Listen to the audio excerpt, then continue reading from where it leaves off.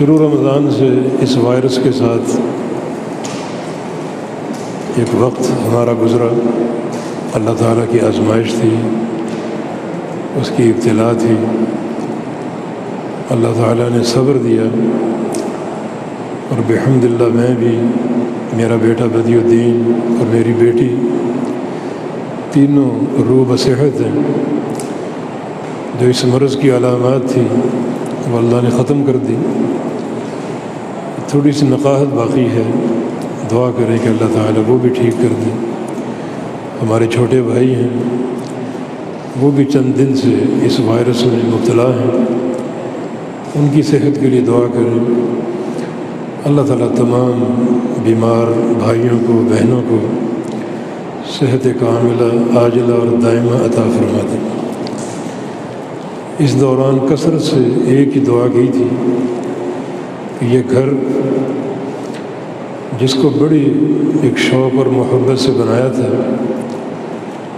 اللہ تعالیٰ اس کا دروازہ ہم پر بند نہ کر دے، ہمیں اس گھر کی حاضری سے محروم نہ کرے۔ اللہ تعالیٰ نے دعا سن لی۔ 2 دن سے ہمارے ڈاکٹروں نے یہ آئسولیشن ختم کروا دی ہے اور میل جول کی اجازت دے دی ہے۔ اللہ رب العزت ہمارے تمام بھائیوں کو، دوستوں کو صحت اور عافیت کے ساتھ رکھے۔ اس وقت ایک حدیث آپ کو سنانا چاہتا ہوں جس پر عمل کی تکمیل رمضان میں ہوتی ہے۔ الترغیب و ترہیب ایک کتاب ہے امام منذری رحمہ اللہ کی، جس میں صحیح سند کے ساتھ یہ حدیث ہے۔ ایک شخص رسول اللہ صلی اللہ علیہ وسلم کے پاس آیا اور آ کر ایک سوال کیا۔ یہ صحابہ کرام کی برکتیں ہیں جو ہم تک پہنچتی ہیں۔ بڑے وہ عظیم الشان سوال لے کر آیا کرتے تھے اور اللہ کے نبی صلی اللہ علیہ وسلم جواب دیا کرتے تھے، اور ان کے سوالات کی بدولت ہمیں ایک بڑا بہترین علم حاصل ہو جاتا ہے۔ اس کا سوال یہ تھا کہ ارأیت ان شہدت ان لا الہ الا اللہ، یا رسول اللہ صلی اللہ علیہ وسلم، اگر میں یہ گواہی دوں کہ اللہ کے سوا کوئی معبود نہیں ہے اور اس گواہی پر قائم رہوں وَأَنَّكَ رَسُولُ اللَّهِ، اور یہ بھی گواہی دوں کہ آپ اللہ کے سچے رسول ہیں، ان 2 گواہیوں پر قائم رہوں، اللہ تعالیٰ کی توحید کی گواہی اور آپ کی رسالت کی صداقت کی گواہی، اور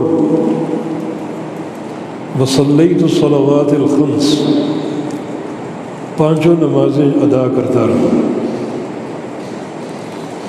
اور وادیت زکوٰۃ مالی، اور اپنے مال کی زکوٰۃ دیتا رہا۔ یہ 4 باتیں ہو گئی۔ آخری جو 2 باتیں ہیں ان کا تعلق رمضان سے ہے۔ وَصُمْتُ رَمَضَانَ وَقُمْتُهُ، رمضان کے روزے رکھوں اور راتوں کا قیام کروں۔ تو ممن انا، میرا شمار کن لوگوں میں ہوگا، میں کن لوگوں میں گنا جاؤں گا۔ رسول اللہ صلی اللہ علیہ وسلم نے کیا فرمایا؟ من الصدیقین والشہداء، یہ سارے کام انجام دینے پر تم صدیقین میں شمار ہوگی اور شہداء میں شمار ہوگی۔ یہ اللہ تعالیٰ کی توحید کی گواہی اور نبی علیہ السلام کی رسالت کی گواہی، اور پھر نمازیں قائم کرنا اور زکوٰۃ دینا، اور ساتھ یہ 2 کام، رمضان کے روزے اور رمضان کا قیام۔ اگر زندہ ہو تو بھی تمہارا شمار صدیقین اور شہداء کے ساتھ ہوگا، اور اگر فوت ہو گئے تو بھی اللہ رب العزت تمہیں اس زمرے میں شامل فرمانے کا، صدیقین کا زمرہ اور شہداء کا زمرہ۔ صدیقین جن کے سرخیل ابو بکر صدیق رضی اللہ تعالیٰ عنہ، اور شہداء کا طبقہ جن میں سید الشہداء امیر حمزہ ہوں گے، سعد بن معاذ ہوں گے، جن کی وفات پر اللہ تعالیٰ کا عرش ہل گیا، اور بڑے بڑے جلیل القدر صحابہ۔ تو یہ کام اگر تم انجام دیتے رہے تو اللہ تعالیٰ تمہیں صدیقین اور شہداء کے زمرے میں شامل فرما لے گا۔ تو یہ سارے کام ان کے مواقع موجود ہیں۔ توحید کی گواہی بھی ہم دیتے ہیں، نبی علیہ السلام کی رسالت میں گواہی دیتے ہیں، اور پھر نمازوں کی اقامت ہے، زکوٰۃ بھی اللہ کی توفیق سے ادا کرتے ہیں۔ باقی یہ دو کام ہیں، رمضان کے روزے اور رمضان کا قیام۔ روزے بھی رکھتے ہیں، تھوڑی سی قیام میں سستی ہوتی ہے، وہ حاضری جو رمضان کے شروع میں دیکھی جاتی ہے مساجد میں، وہ دن گزرتے کے ساتھ ساتھ ختم ہوتی جاتی ہے، اور اس میں کمی واقع ہوتی رہتی ہے۔ علامہ ابن رجب رحمہ اللہ مقدسی بغدادی بہت بڑے محدث تھے، ان کا قول ہے کہ رمضان میں دو جہاد ہیں اللہ کی طرف سے، ایک جہاد کا تعلق دن سے ہے اور ایک جہاد کا تعلق رات سے ہے۔ دن کا جہاد روزہ ہے، اور رات کا جہاد یہ تراویح کی نماز ہے، قیام اللیل ہے۔ یہ دونوں جہادوں کے لیے مستعد رہیں۔ سائل کا سوال یہی تھا کہ رمضان کے روزے رکھتا رہوں اور رمضان کا قیام کرتا رہوں، ناغہ نہ کروں، نہ روزے میں اور نہ قیام میں، تو میرا شمار کن لوگوں میں ہوگا؟ فرمایا کہ صدیقین اور شہداء میں۔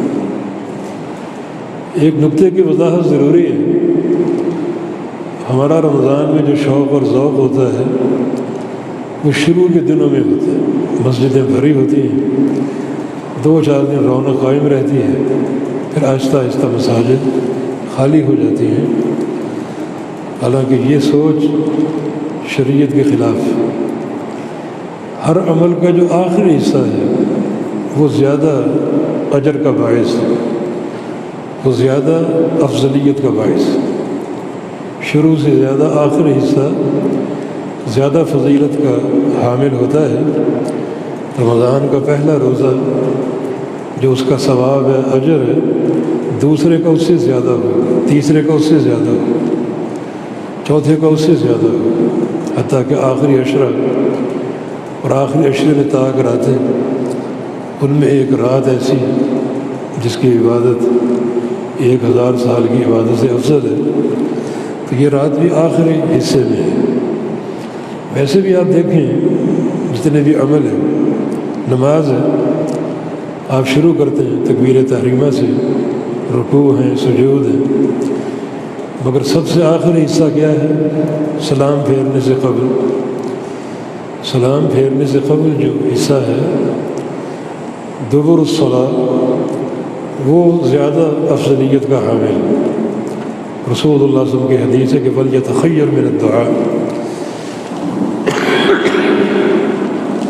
کہ اس وقت چھانٹ کے دعائیں کرو، یہ بڑا قبولیت کا وقت ہے۔